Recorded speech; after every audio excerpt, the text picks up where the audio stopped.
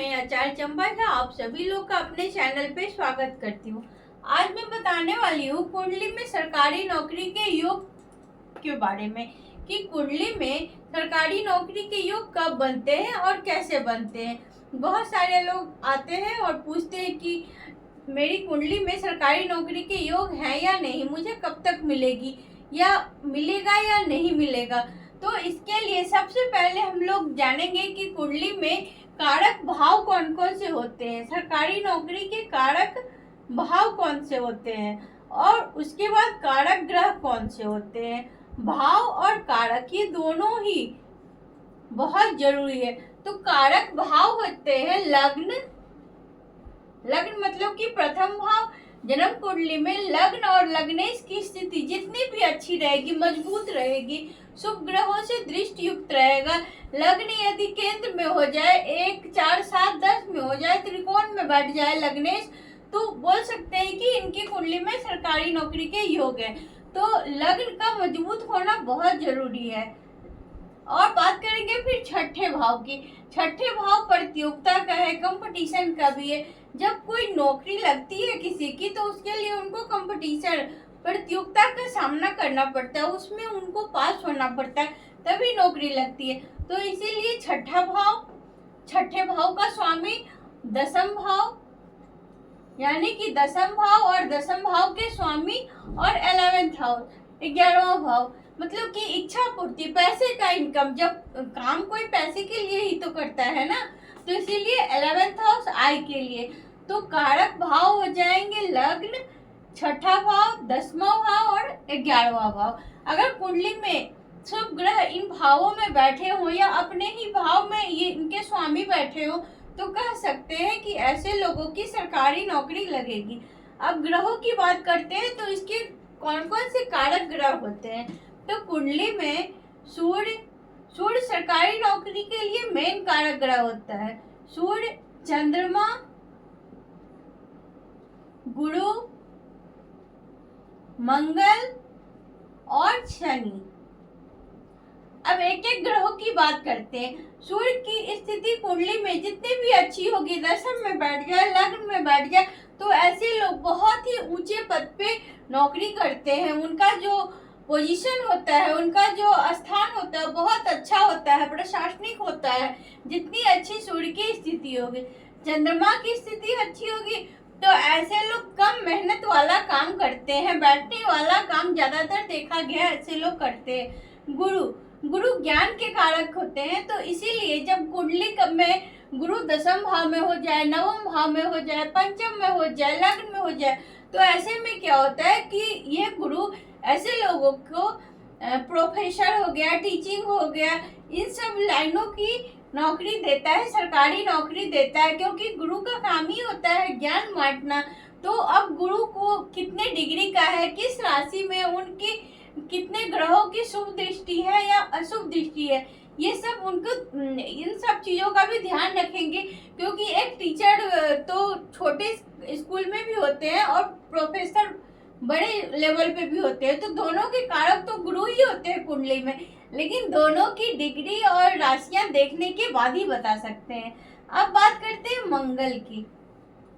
मंगल क्या है? मंगल ऊर्जा का कारक ग्रह है, रक्त का कारक ग्रह है, ब्लड का। तो ऐसे लोग फौज में, सेना में, गोली मतलब बनाने वाले में, इन सब चीजों के जो कारक होते हैं वो मंगल होते हैं। तो ऐसे लोग वहां पे काम करते हैं जिनकी मंगल दशम में हो जाए, उच्च राशि का हो जाए, 100 राशि का हो जाए, तो ऐसे लोग सेना, फौज में, सिपाही, इस तरह की नौकरियां करते हैं। अब बात करते हैं शनि की।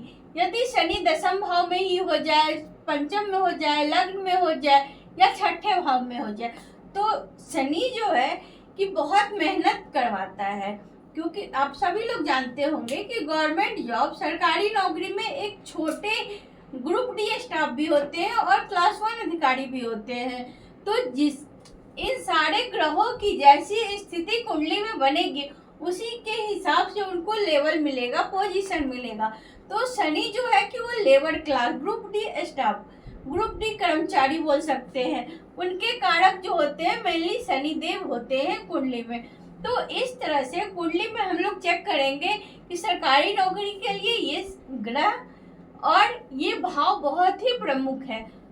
तो अब बात करेंगे कि अगर लग्न का स्वामी दसम भाव में बैठ जाए तो ऐसे लोग को भी सरकारी नौकरी की प्राप्ति होगी। 10 में से यदि दसम भाव में ही बैठ जाए, इस पे शनि की दृष्टि हो जाए, गुरु की दृष्टि हो जाए, यहाँ मंगल हो जाए, सूर्य हो जाए, नवेश होकर के गुरु भी हो जाए, तो ऐसे लोग बहुत ही उच्च पद पे काम करेंगे, बहुत ही ऊंचे पद पे नौकरी करेंगे। ये कालपुरुष की ही कुंडली से हम समझ लेते हैं।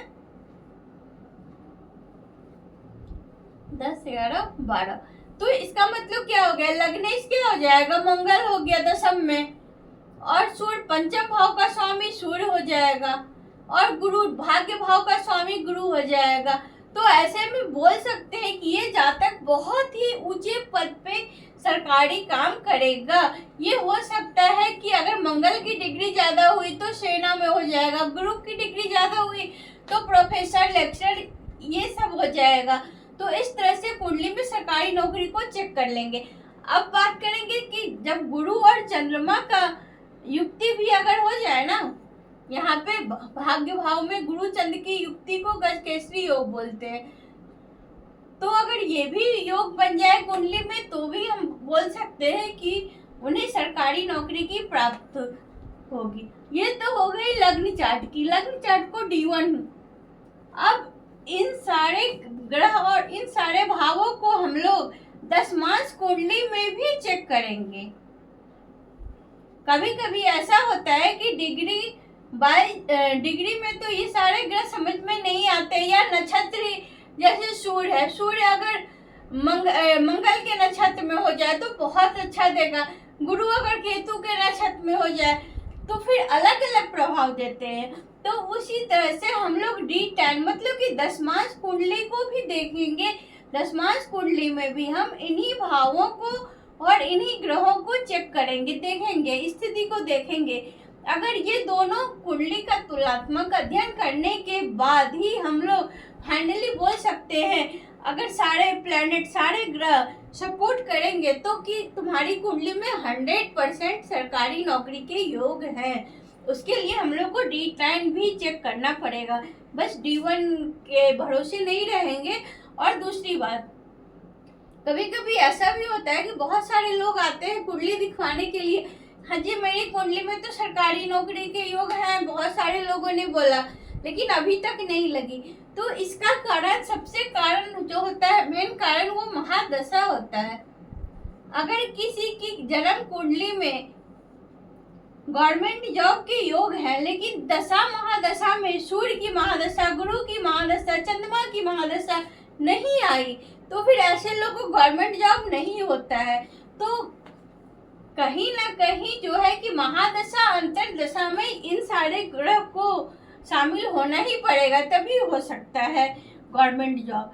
तो इस तरह से गवर्नमेंट जॉब के लिए हम लोग कुंडली में ग्रहों को देखेंगे, भावों को देखेंगे, और लग्न को देखेंगे, और दशमांश कुंडली को देखेंगे।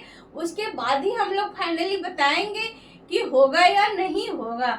तो उम्मीद करते हैं ये वीडियो अच्छा लगा होगा आप लोग को, आप लोग समझ गए होंगे कि कैसे देखना है। आप लोग खुद से देखिएगा, D1 और D10 दोनों देखिएगा, दोनों का एनालाइज कीजिए कि कौन ज्यादा स्ट्रांग है। कहीं ऐसा तो नहीं कि लग्न में तो सारे ग्रह अच्छे हैं, D10 में जाकर के अच्छे नहीं है, 6, 8, 12 में बैठ गए, नीच राशि में बैठ गए या अस्त हो गए, तो इस तरह से तो फिर नहीं होगा नौकरी। और इसकी वजह से लोग परेशान हो जाते हैं कि उन्होंने बोला, ऐसा कुछ नहीं है। आप दोनों कुंडली का, क्योंकि D10 से ही हम लोग कैरियर देखते हैं, तो D10 पे फोकस करना है, लग्न के साथ साथ दशमांश कुंडली को भी चेक करना है। तो अच्छा लगा होगा ये वीडियो, आप लोग देखिएगा अपनी कुंडली में। मिलते हैं अगले वीडियो में किसी नए टॉपिक के साथ। हर हर महादेव।